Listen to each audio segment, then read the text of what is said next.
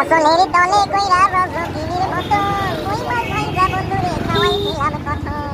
সেই বন্ধু ইসুব হইয়া আমি জুলেখারে তুইয়া কেমন কইরা ফুইটা যায় ওরে বুকটা ফাইটা যায়।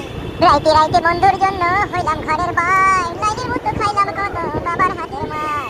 এখন আপনারা যে গানটি শুনছেন সাব্বাস টিভি 208 চ্যানেল থেকে প্রচার করা হচ্ছে।